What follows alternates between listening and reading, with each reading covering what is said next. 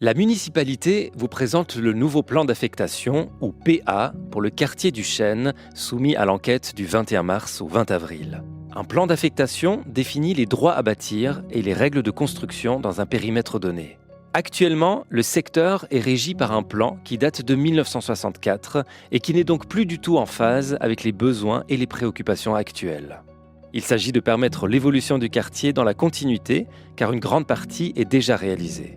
L'objectif principal de cette planification est de permettre le développement du site scolaire afin de répondre à la croissance importante du nombre d'élèves d'ici la fin de la décennie.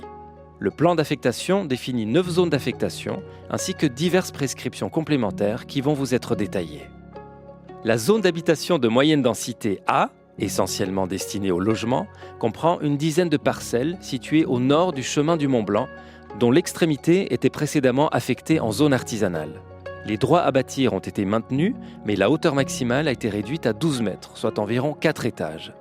L'idée est que cette zone d'habitation s'intègre avec le bâti existant et préserve les vues de et sur la vieille ville. La zone d'habitation de moyenne densité B est également destinée principalement au logement. La volonté dans cette zone est de maintenir les activités tertiaires ou commerciales existantes, en particulier sur le front le long de l'avenue du Chêne. En termes de constructibilité, elle reprend les droits à bâtir et la hauteur maximale de 18 mètres existants. La zone affectée à des besoins publics A est le cœur du projet.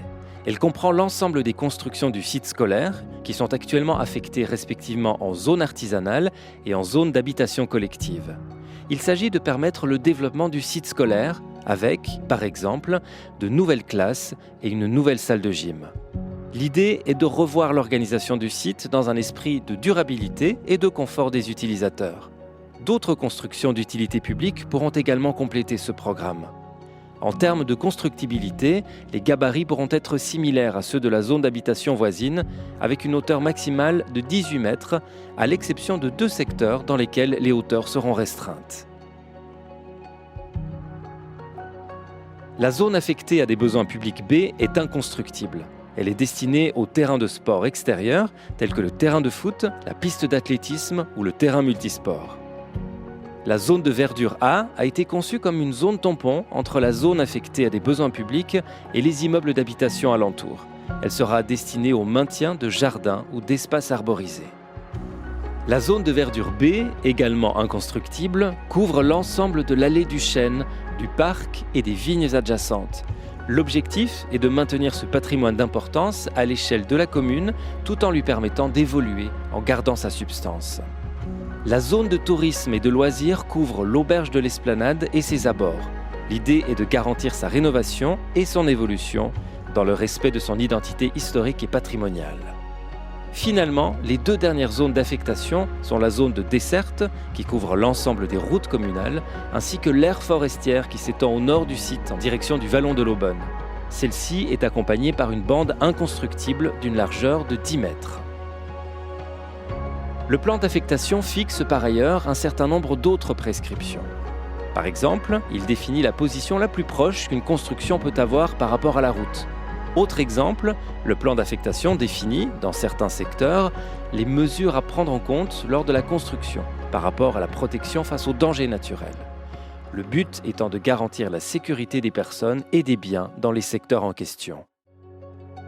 Les volumes présentés illustrent les possibilités constructives offertes par le plan d'affectation.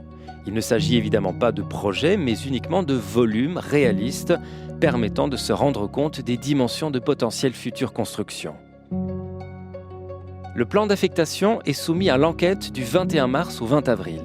Si vous, citoyennes ou citoyens, souhaitez vous renseigner sur les changements apportés par le nouveau plan d'affectation, sachez que vous pouvez consulter le dossier au bureau technique qui se tient à votre disposition pour répondre à toutes vos questions.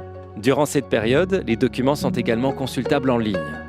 En outre, une séance d'information publique aura lieu le 26 mars à 19h30 à la salle de l'Esplanade, en présence de la municipalité et de son mandataire.